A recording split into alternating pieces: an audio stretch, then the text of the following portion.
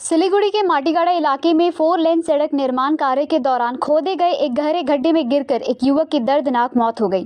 मंगलवार रात खपरेल मोड़ के पास यह हादसा हुआ। Introducing TrueBeam with Hypersight, first time in West Bengal and Northeast India. Fourth installation in India, now at Hope and Heal Cancer Hospital, Siliguri. Dreaming of becoming a mother?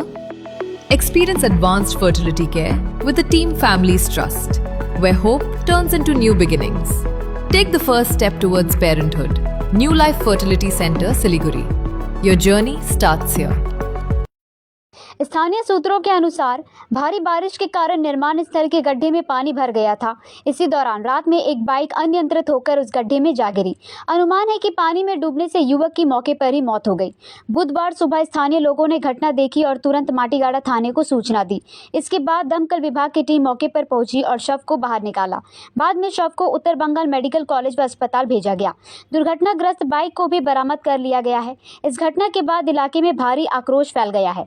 स्थानीय लोगों का आरोप है कि निर्माण स्थल पर उचित बैरिकेडिंग नहीं होने के कारण आम लोग गलती से उस रास्ते में प्रवेश कर रहे हैं। उनका कहना है कि निर्माण कंपनी के लापरवाही के कारण ही यह भयावह हादसा हुआ है। এটা আমরা মোবাইলের সাহায্যে আমরা দেখতে অনেক জায়গা পাঠানো হয়েছে যে কোন জায়গার নাম্বার আছে যাতে মানুষের সুবিধা হয়, পুলিশ প্রশাসনের সুবিধা হবে যে কোন জায়গার লোক ওনার বাড়িকে খবর দিতে হবে। হ্যাঁ, তার জন্য এখন অবধি এই অনুমানিক মনে হচ্ছে যে কালকে রাত্রে যখন 10টা সাড়ে 10টার দিকে যখন যে মুষলধার বৃষ্টিটা হয় সেই সময় হয়তো উনি রং সাইড দিয়ে এসে এখানে গাটার মধ্যে পড়ে গেছে। আমাদের পুলিশ প্রশাসন, আমাদের ফায়ার ব্রিগেডের টিম সকলে একসময় আসে এখানে, সঙ্গে সঙ্গে করে একটা দেহ উদ্ধার হয়েছে, তাকে মেডিকেল কলেজের জন্য পাঠিয়ে দেওয়া হয়েছে। আমি সকালে আপনার মোটর থেকে আসলাম, এসে দেখি যে এখানে কয়েকজন পুলিশ দাঁড়িয়ে আছে, কিছু পাবলিকের ভিড় ছিল সকালে। তো এসে দেখি যে একটা বাইকের হ্যান্ডেলে লুকিং গ্লাসটা দেখা যাচ্ছে।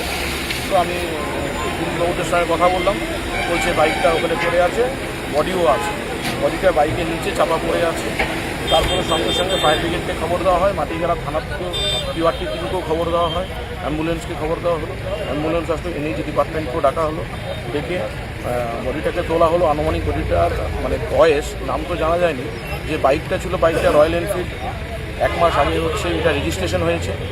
এবং আনুমানিক যে বডি তুললো, বডিটার বয়স 30 থেকে 35 বছর বয়স।